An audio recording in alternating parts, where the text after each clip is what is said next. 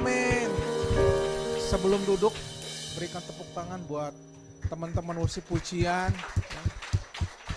Ada guru sekolah minggu di bawah yang mereka datang lebih pagi persiapan ya. Kalau enggak karena mereka, kita nggak bisa muji Tuhan. Sekali lagi berikan yang terbaik buat mereka. Terima kasih teman-teman. Tema musik pujian, silakan duduk. Wow, ini luar biasa banget ya. Saya sebenarnya agak merinding, bukan agak lagi, saya merinding sebenarnya di atas panggung ini ya. Di atas panggung kok jadi di atas mimbar. Ya. I'm back home. Ya. Saya pulang ke rumahnya. Ya.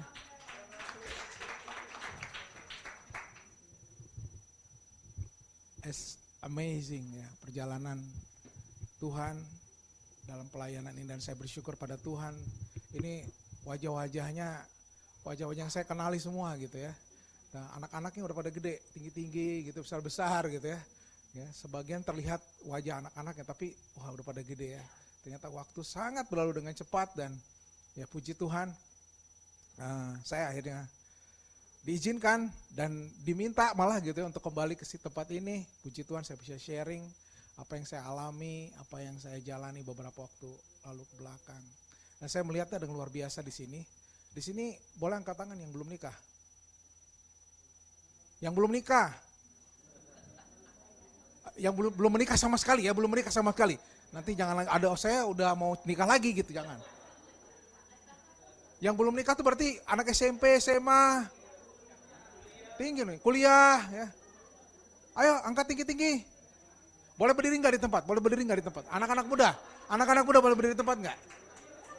Ayo. Nggak, saya nggak akan kasih tugas. Ayo, nggak akan kasih tugas, nggak akan maju ke depan. Ayo. Nggak, karena saya mau kasih bonus. Boleh buka Mazmur 119. Ya, Mazmur 119. Dengan apakah seorang muda mempertahankan kelakuan besi dengan menjaga segenap firman-Mu. Mazmur 119 ayat 9 kalau nggak salah. Coba buka. Mazmur 119 ayat 9. Ini bonus buat anak-anak muda. Ayo, boleh yang masih muda berdiri. Saya nggak akan ngasih tugas, tetap berdiri ya. Yuk, baca bareng-bareng. 1, 2, 3, yang muda ya, yang berdiri. 1, 2, 3.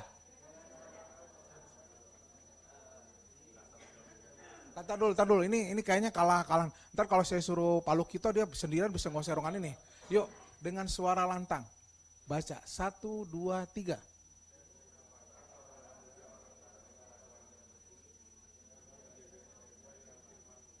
Sekali lagi ya, bareng-bareng kalau gitu kita bantu ya. Kita bantu Gen Z ini ya. Malu-malu kucing gitu, tapi sebenarnya di luar kucing-kucing malu dia. Ya. 1, 2, 3. Dengan apakah seorang muda mempertahankan kelakuannya bersih? Oke, terima kasih anak-anak muda, silakan duduk kembali. Kenapa saya mau bagi ini? Ini sebenarnya ada relevansi dengan apa yang kita sedang diskusikan sepanjang bulan ini. Ya, mau bagaimana kita membangun karakter Kristus. Ya. Saya dapat ayat ini satu ketika pelayanan pelajar di Kota Bandung, saya masih SMP kelas 2. Ya. Saya ada di sebuah ibadah KKR besar di Kota Bandung. Saya duduk di atas, malu-malu kucing, gak pingin tampil. Kemudian saya dengar musik pujian. Tiba-tiba hamba Tuhannya bagian ini. Ya. Karena ya di zaman Om ya. Buat anak-anak muda Gen Z ini, zaman Om sama dengan zaman sekarang. Gempuran pergaulan duniawi ya. Sekarang lebih parah lagi, ada handphone ya. Medsos tinggal klik. Kalau dulu sih belum ada medsos, tapi pornografi, rokok, minuman keras, narkoba, dan itu sebenarnya relevan setiap zaman ya, sama aja gitu. Itu lagi menyerbu anak-anak muda. Ya. Kemarin saya ketemu dengan teman saya yang sama-sama 2 SMP, kami reuni. Jadi reuninya 37 tahun setelah nggak ketemu. Bisa bayangin kan umur saya berapa dulu, saya masuk SMP 37 tahun. Dia sekarang hamba Tuhan di satu sinode. Kami kumpul dan dia adalah anak yang nggak pernah di kelas sebenarnya waktu itu SMP ya. Dia nggak pernah di kelas, dia lakukan segala kejahatan kecuali membunuh, SMP kelas 2. Dia sekarang jadi hamba Tuhan, kami kumpul dan jadi kita lagi bercanda-bercanda tuh saya bilang sama teman-teman. Lu tahu Pak, lu tahu gak? Ini orang ini pendeta nih. Satu-satunya orang yang pernah menyentuh pipi saya dengan kakinya adalah dia. Ya, jadi saya pernah ditendang lagi kelas 2, dibully. Terus dia bilang gini, masa sih gue pernah nendang lo gitu.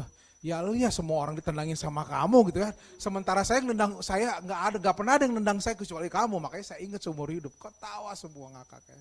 Tapi hari ini di dalam reuni itu dia menjadi menjadi panutan ya. Maksudnya tiba-tiba berubah ya.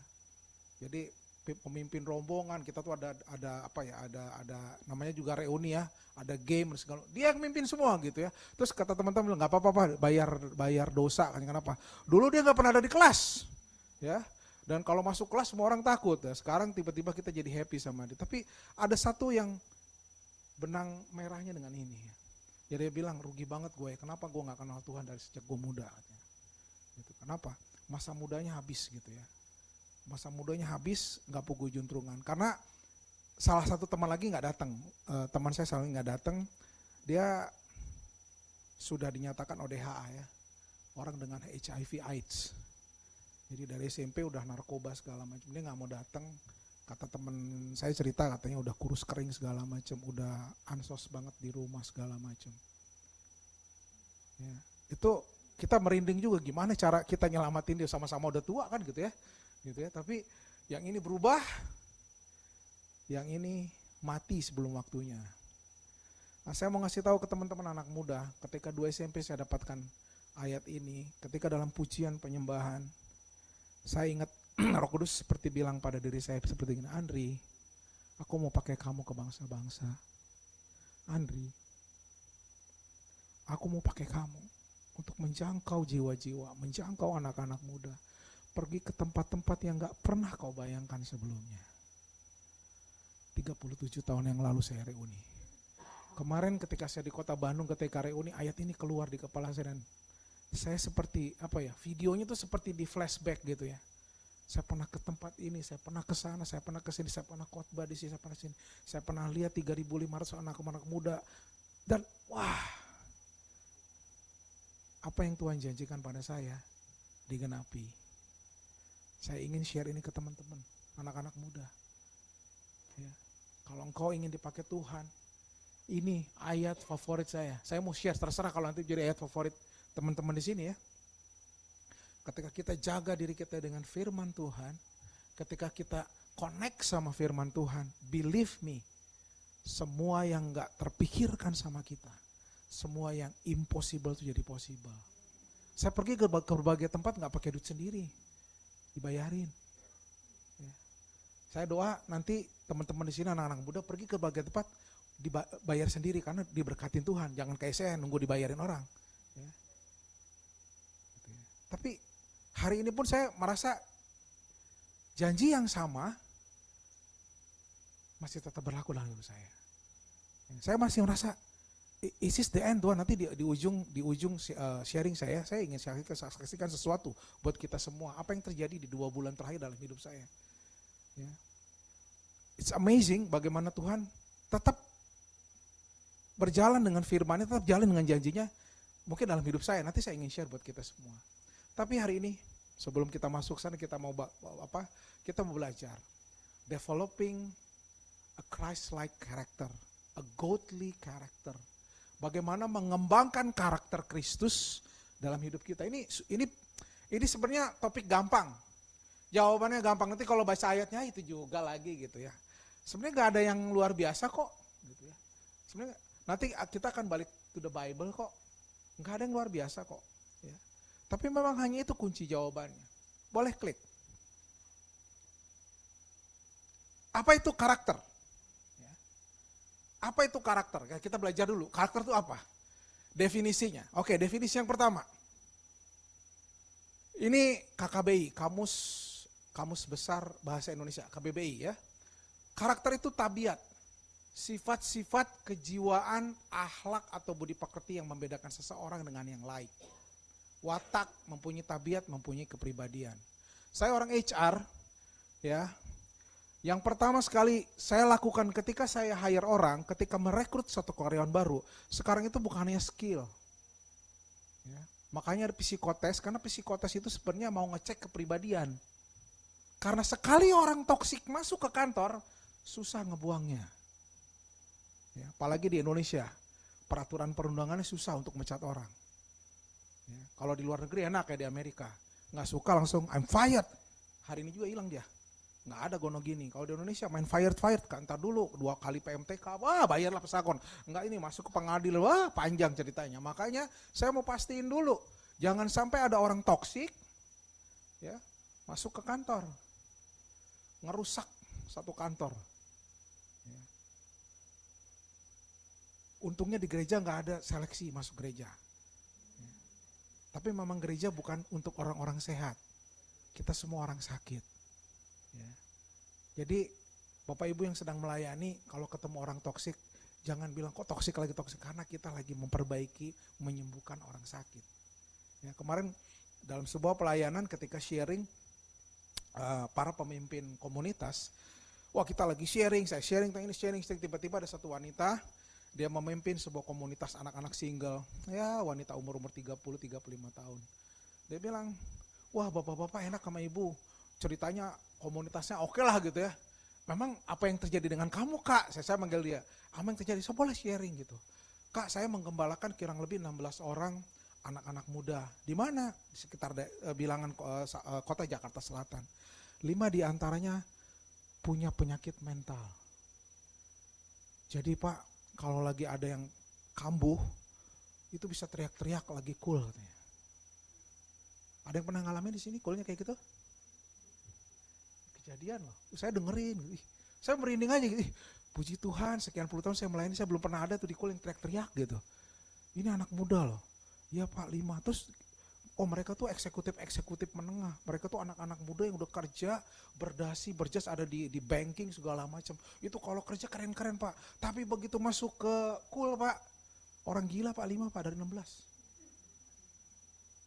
Ada yang nelpon malam-malam, kakak aku mau bunuh diri, nih, aku udah gak kuat.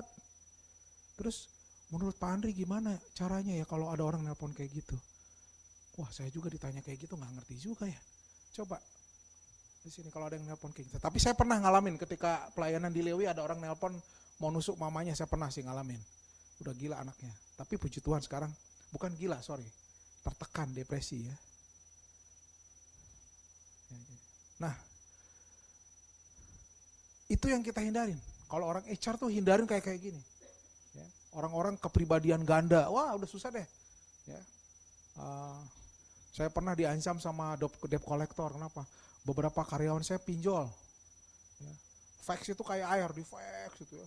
Nama ini belum bayar sekian gini-gini. Ya, akhirnya saya sampai ketemu dengan debt collectornya ada di bawah. Saya datangin debt collectornya. Gemeter juga sih sebenarnya saya bilang. Ya. Saya bilang, Bung, kalau sama aku ketemu di polisi, gak bisa gini-gini, gak ada hubungan. Orang itu pinjam gak pernah ngasih tahu sama aku gak tahu juga pinjam. Itu urusan pribadi, jangan kau bawa-bawa kantor. Wah seru juga, akhirnya dia pergi juga. Ada yang bawa beceng, bawa pistol. Gitu ya. Jadi orang HR tuh sekarang gampang-gampang susah gitu. Enak sih ketemu orang, tapi ngerekrut orang itu, wah kalau salah, pusing kita. Belum yang cakep-cakep gitu, taunya nyuri kan. Taunya nyuruh, banyaklah kejadian. Jadi ini karakter menurut Kamus Bahasa Indonesia. Nah sekarang kita mau lihat karakter menurut asal katanya ya. Kata karakter dalam Alkitab berasal dari kata Yunani yang berarti alat ukir atau alat pemahat. Dalam bahasa Latin, karakter bermakna tools for marking, to engrave. Webster Dictionary memberi arti engrave, inscribe. Dengan pengertian di atas dapat dikatakan bahwa karakter adalah proses menempa jiwa, membangun jati diri atau memahat diri sendiri sehingga menjadi unik, menarik, dan berbeda. Nah yang diharapkan dari kita sebagai murid-murid Kristus, kita itu karakternya semakin hari semakin serupa dengan Kristus. Yes? Setuju dengan saya? Nah sekarang pertanyaannya, berapa yang sudah berubah seperti Kristus? Pagi ini aja, yang ini kan istri saya datang berdua dengan istri saya mau buka aja. Kita ada kejadian di rumah yang membuat jengkel gitu. Udah mau gereja, anak-anak kami bikin jengkel. Coba berapa di sini yang mau pergi gereja jengkel-jengkelan, nunggu mamanya apa siapalah, belum mandi lah apa lagi ini belum. Seminggu yang lalu dalam sebuah pelayanan cool, saya dari kantor, kebetulan kantor saya ada 2 site kantor, jadi saya lagi berkantor di Sudirman. Nah waktu anak-anak tahu bahwa saya ke Sudirman, mereka bilang kakaknya kan working from home, adiknya waktu itu kuliah udah mulai, tapi kuliahnya juga working from home juga ya, kuliah di rumah gitu. Papi kemana? Kantornya yang mana Pi? Oh Papi lagi kantor ke Sudirman. Ikut Pi. Kenapa? Karena kantor saya sebelahnya mall. Gitu ya. Oke. Bapak akan kerja jam 8, jam 9 sampai jam 4, jam 5. It's okay katanya. Kita bisa hidup di mall. Ya Gen Z ya. Dari kafe pindah ke kafe, pindah ke kafe. Matang-matang ditepurut sama kopi ya. Nah, oke, nggak apa-apa. Yuk ikut. Ya akhirnya mereka ikut. Ya udah nyampe di mall. Mereka masuk kafe, saya masuk kerja. Ya, saya bilang nanti makan siang kita ketemuan lagi. Kayak makan siang ketemu, habis itu.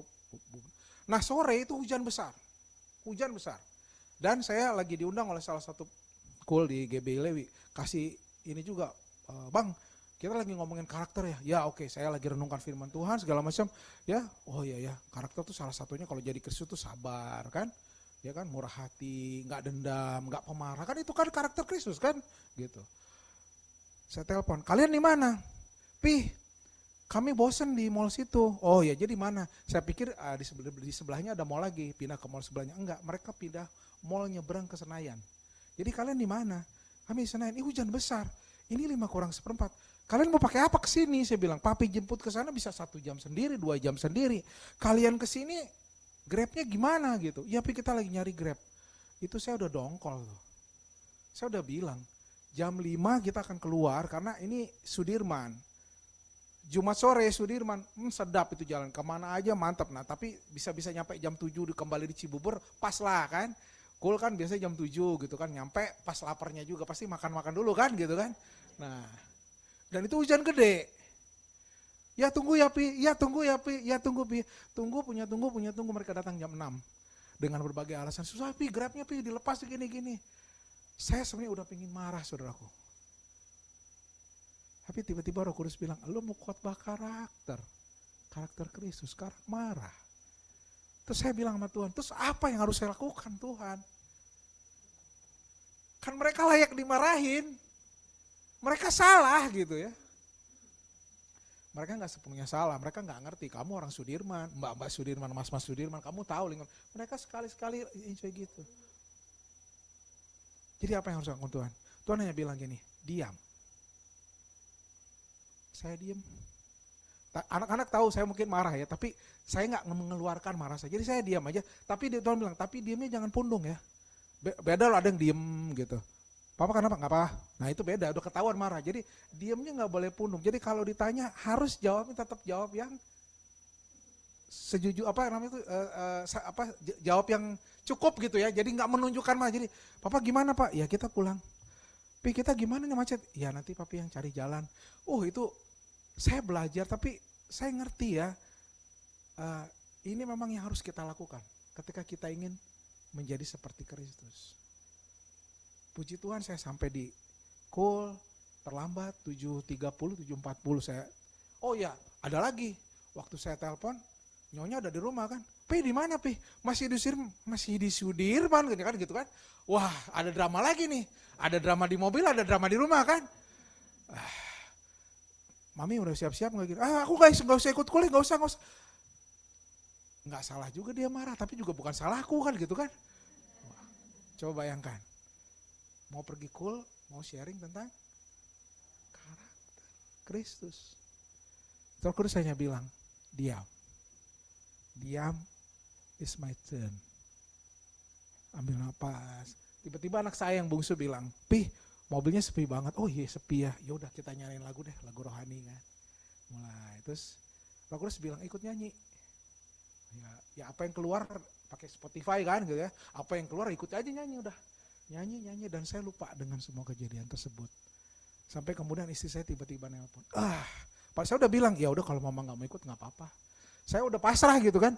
Dia nelpon, Pi jadi gimana?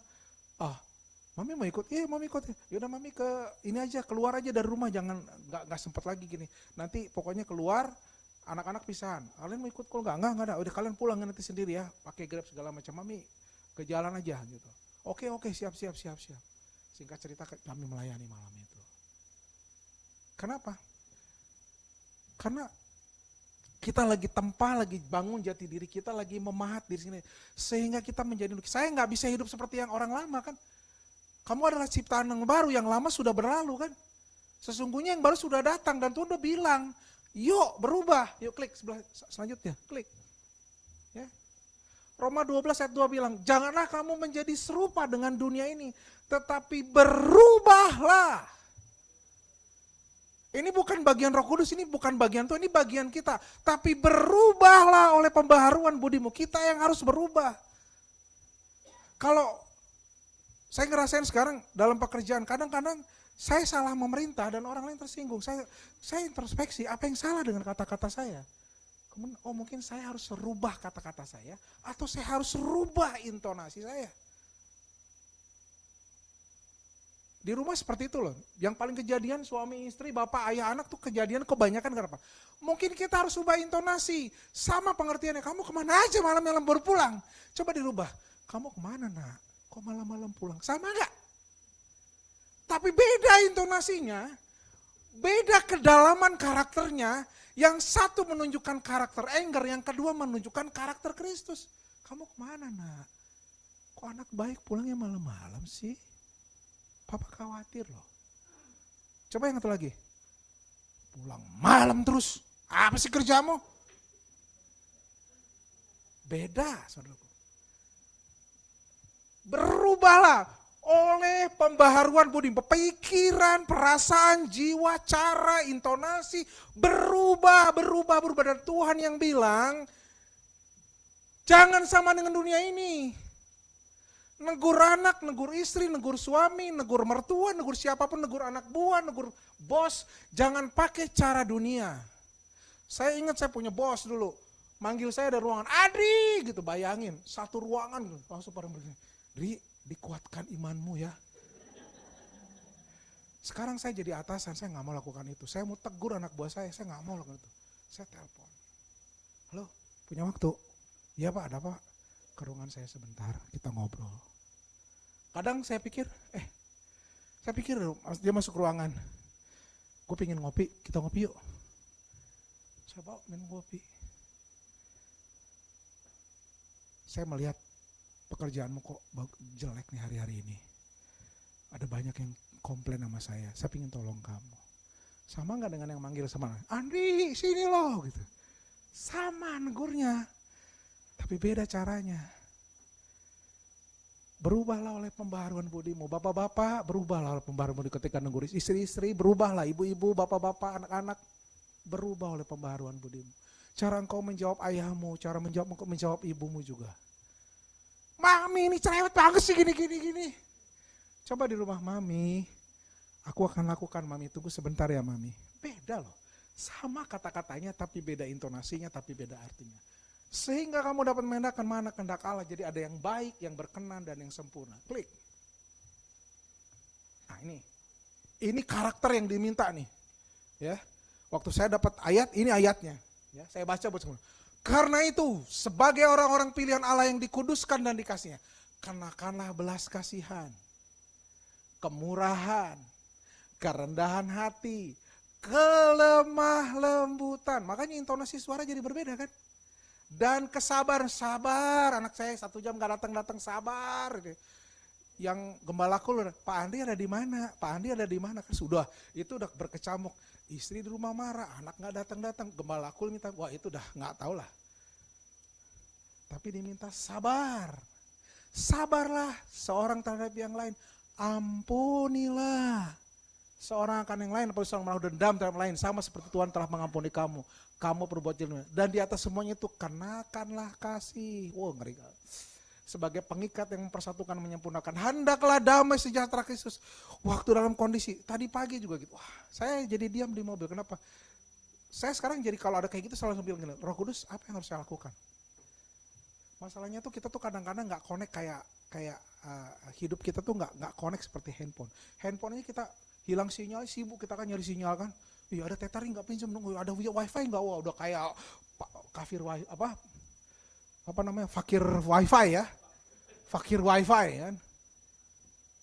Saya coba sekarang itu connect, pagi, saya diam, Roh Kudus saya bilang diam, take your control, take your emotion, kamu mau melayani Tuhan.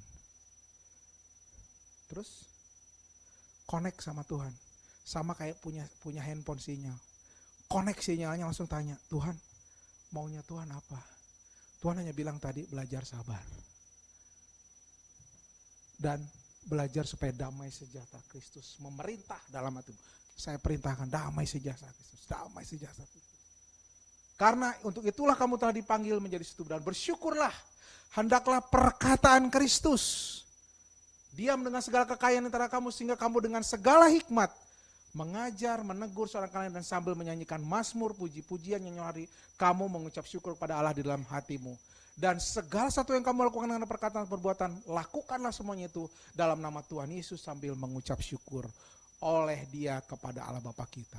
Wah, ini kalau baca ayat ini pasti bertanya ya, terus gimana caranya punya karakter Kristus kayak gini ya? Saya tuh pemarah Tuhan. Tuhan suruh sabar, saya tuh gak bisa damai, wah gak tenang Tuhan, suruh damai sejahtera, hendaklah perkataan, waduh gimana nih, ini kayaknya ayat keren banget, tapi susah ngelakuinnya. Coba klik lagi.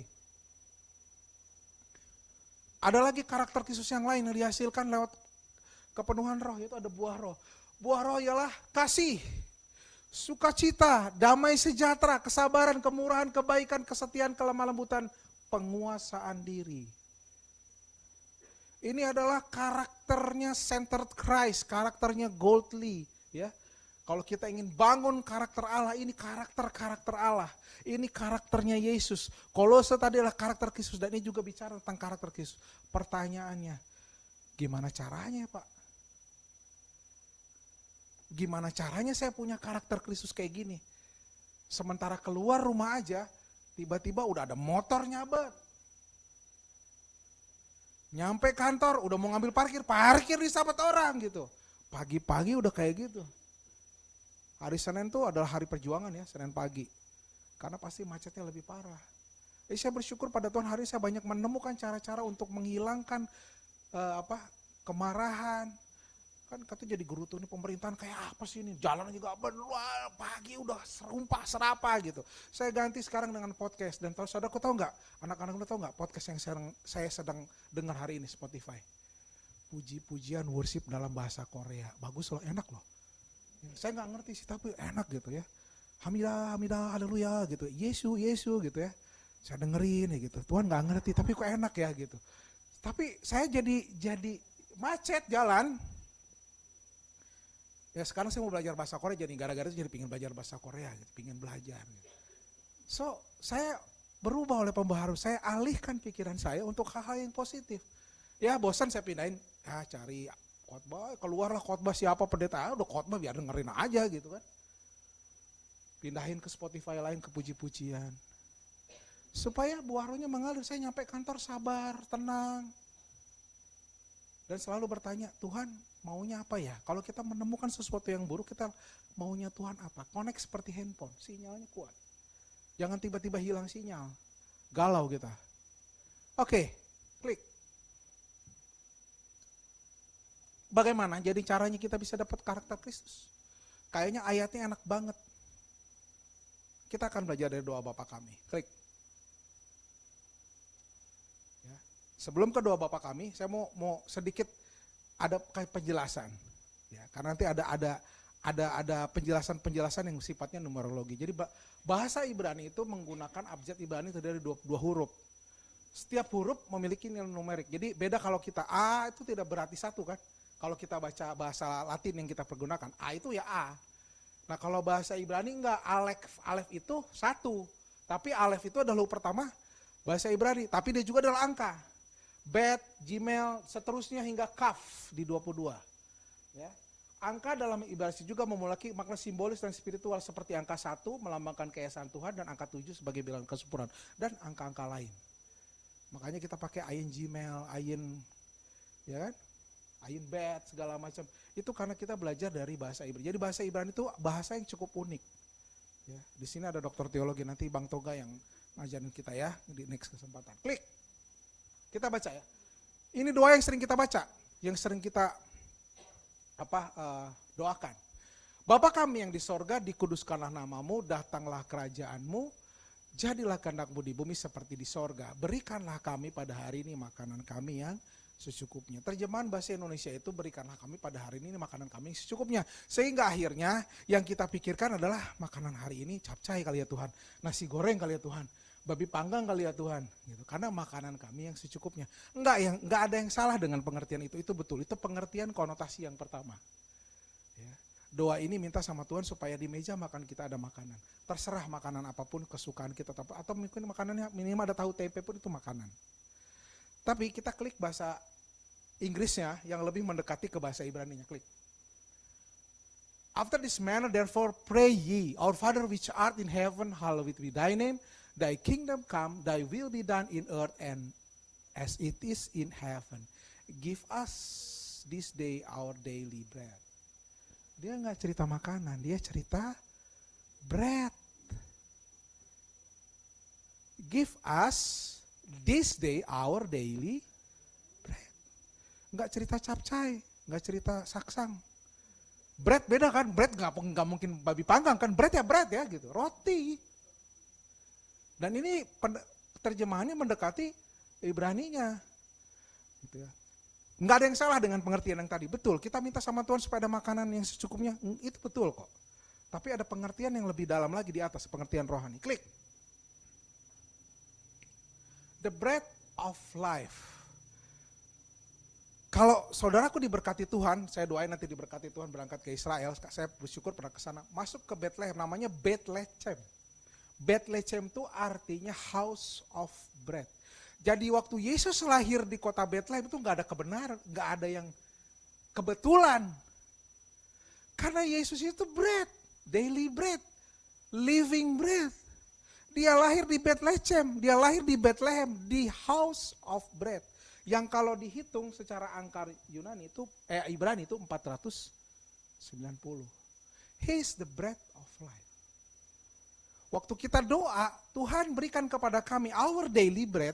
Sebenarnya kita lagi minta Tuhan, aku minta Yesus. Kalau kita perjamuan di sini, lakukanlah ini untuk supaya kamu mengenangnya tentang aku kan.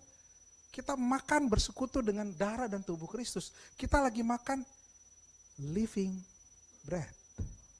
Atau dalam pengertian sehari-hari, this is living bread. Yang kedua, klik. Yesus adalah korban yang sempurna. Tamim kalau bahasanya. Tamim itu perfect and complete. He's the spotless sacrifice. Korban yang sempurna. Dan tamim itu punya angka 490. Kalau dinumerikan, kan tadi saya cerita bahasa Ibrani itu ada angkanya numeriknya. Nah, bagian yang terakhir teman-teman, kita lihat. Klik. Satu kali murid Yesus tanya, Tuhan berapa kali aku harus mengampuni orang yang bersalah sama kami? Yesus jawabnya apa? 70 kali? Berapa itu? 490. Meaning mengampuni tanpa batas. Siapa yang bisa mengampuni tanpa batas? Siapa di kita baru digituin, saya udah marah sama anak saya kan. Yang keluar bawa gereja aja tadi pagi udah drama juga di rumah. Kita tuh tapi diminta sama Tuhan, kau harus mengampuni tanpa batas. Coba ada orang yang menyakiti kita 490 kali, boleh nggak? Kayaknya udah 3 kali Tuhan, cukup ini ya. Kalau kata saya dulu saya kan lahir di Sunda ya, di Bandung. Nista maja utama, udah nista maja utama. Sikat sekarang udah mulut lawan mulut, tangan lawan tangan, kaki lawan kaki. Pedang lawan pedang, udah kayak gitu aja kan. Tapi Yesus bilang apa? 70 kali 7 kali. 490 kali. Ternyata gak ada yang kebenaran ya. Bethlehem itu 490. Jesus is a tamim, spotless sacrifice, korban yang sempurna 490. Dan Yesus bilang, ampuni orang 490 kali. Sekarang kalau ada yang lagi nipu saudaraku, 1 kali ya, ampuni, karena 490 kali tipu nanti baru. 491 baru boleh kita kan?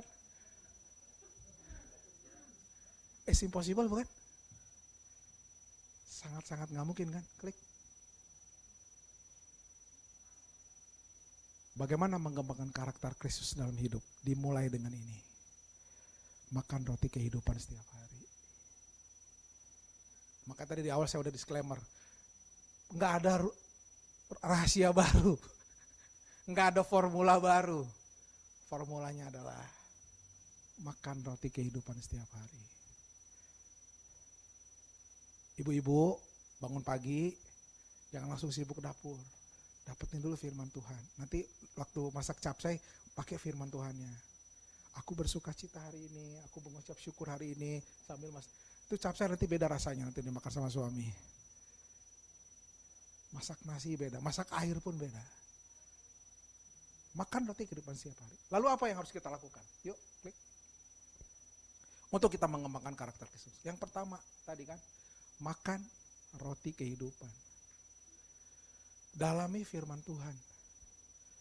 Mazmur 119 ayat 119. Firman-Mu itu pelita bagiku, bagi kakiku dan terang bagi jalanku. Itu pelita bagi kakiku itu bukan hanya cerita lagi masalah gitu, lagi di kegelapan, di lembah. Enggak.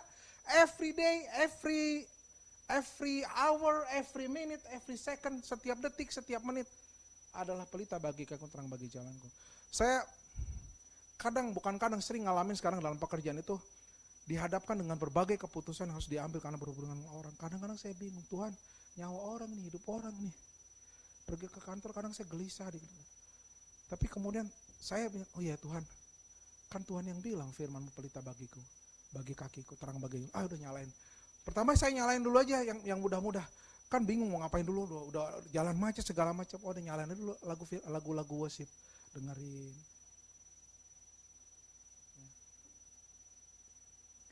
Nanti terakhir saya akan balik ke bagian ini. Nomor 2, berdoa untuk dipenuhi oleh Roh Kudus. Ini perlu nih.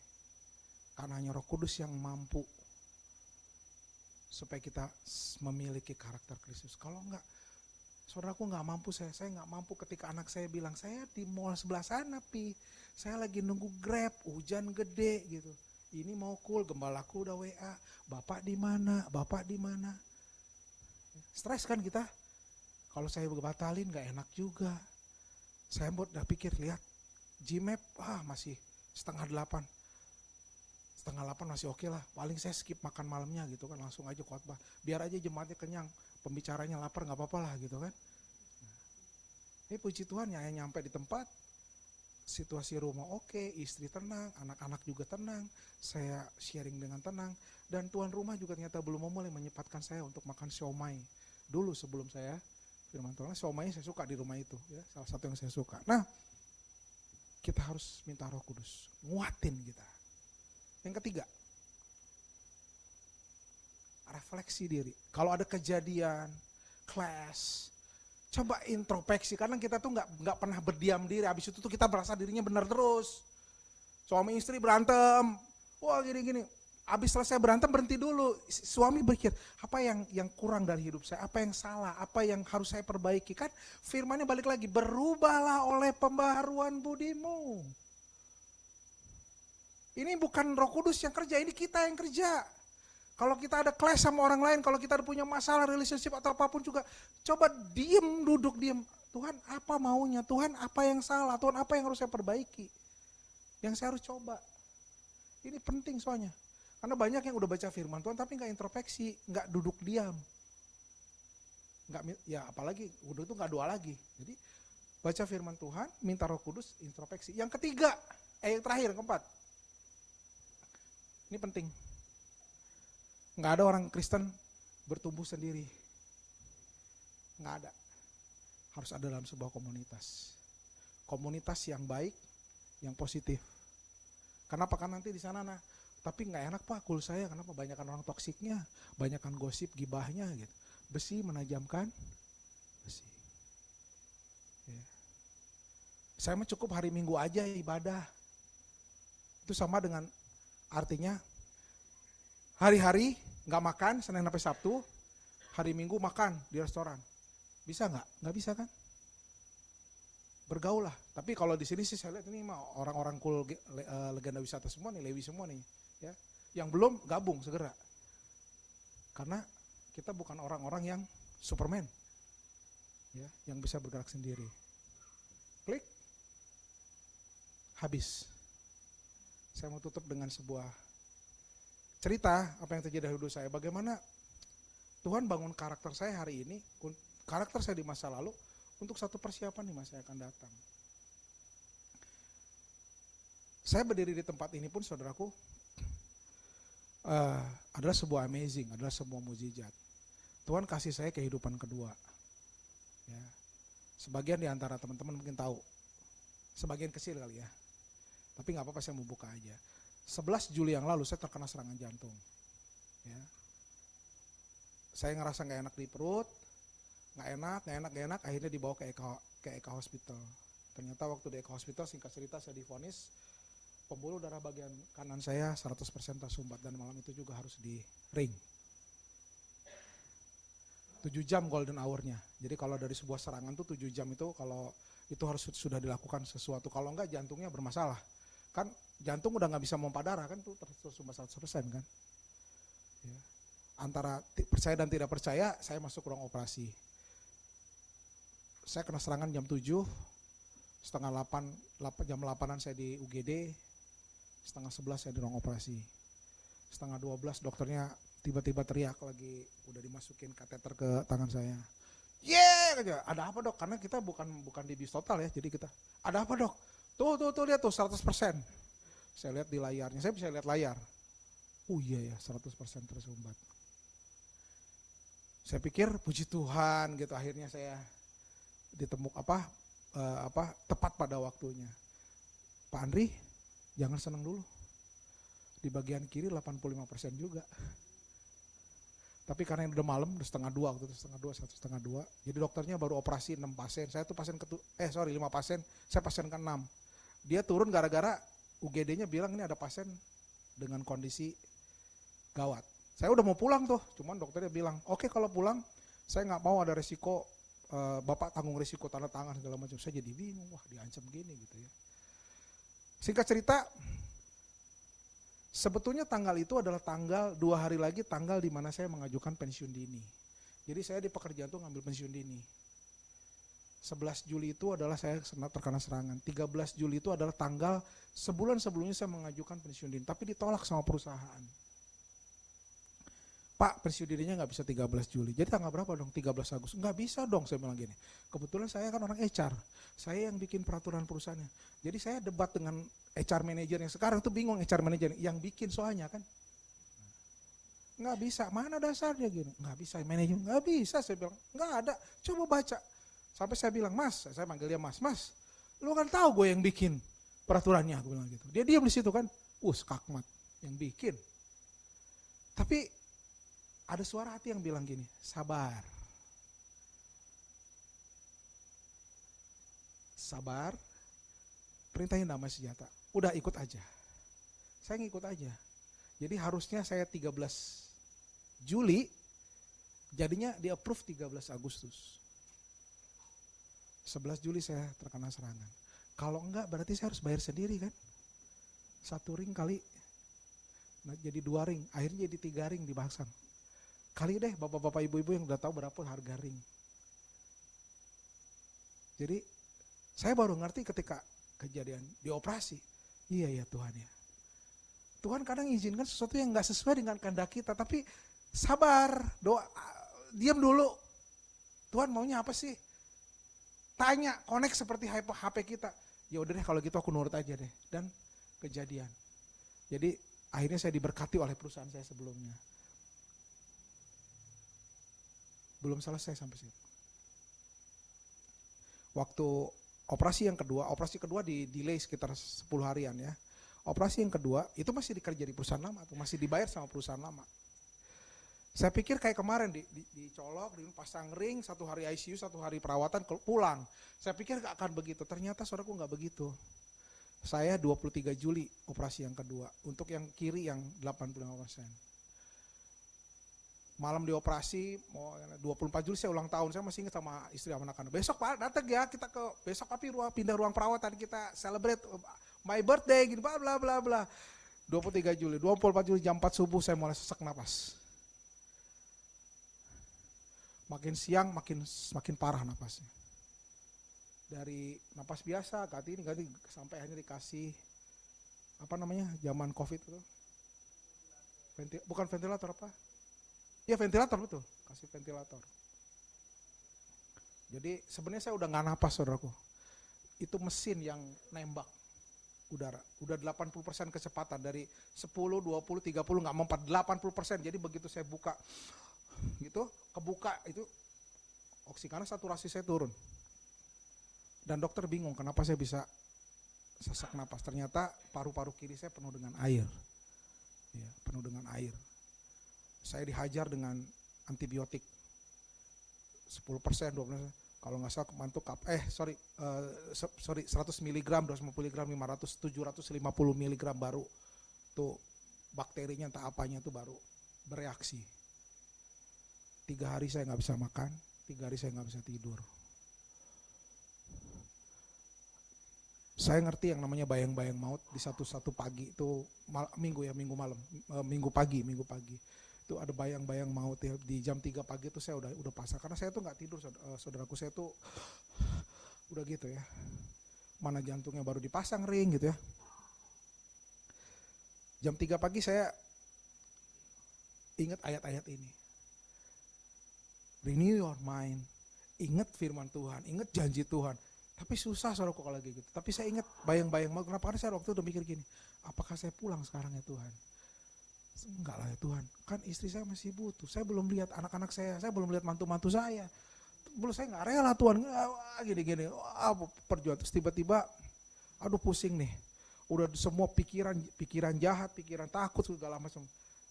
Saya nyalain Spotify.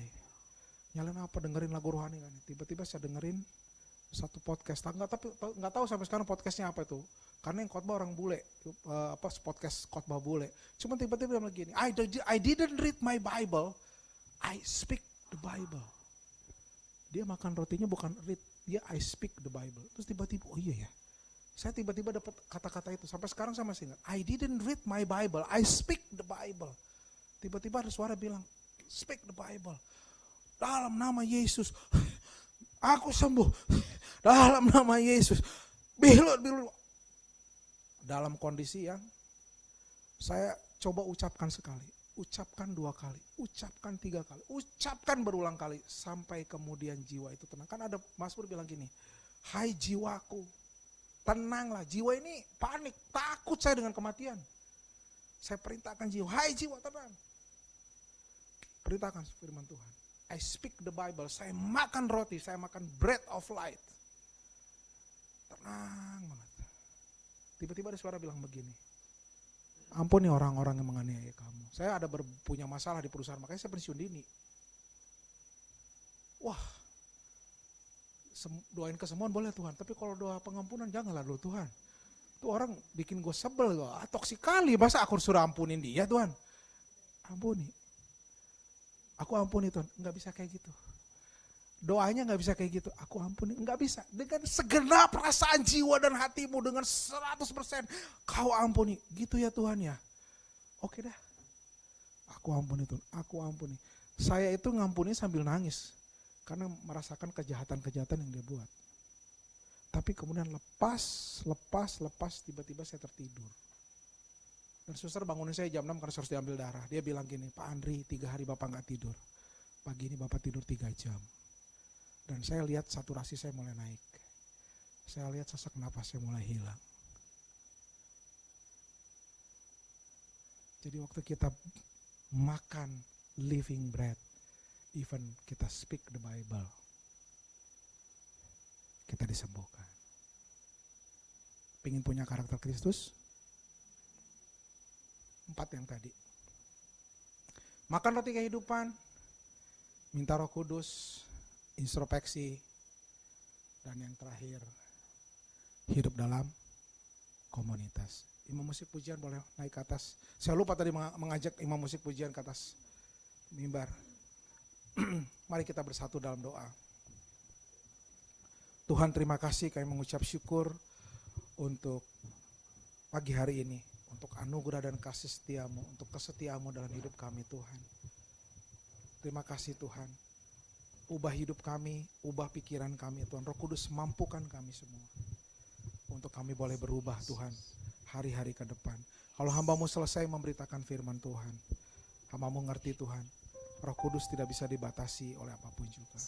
Roh Kudus bekerja lewat setiap keluarga, setiap pribadi. Apapun yang menjadi kerinduan setiap orang tempat ini, masalah, pencobaan, relationship, sakit penyakit, kami percaya Tuhan, firman-Mu ya dan benar. Pagi hari ini, ayat-ayat firman Tuhan yang ada di pikiran kami will speak the Bible. Kami bukan hanya murid baca saja, tapi kami mau perkatakan. Kesembuhan milik kami, pemulihan milik kami, masa depan milik kami. Terima kasih Tuhan Yesus. Terima kasih. Teruskan Roh Kudus karya-Mu dalam hidup kami. Di dalam nama Yesus Kristus Tuhan, kami berdoa dan kami mengucap syukur. Yang diberkati mari kita katakan sama-sama. Amin.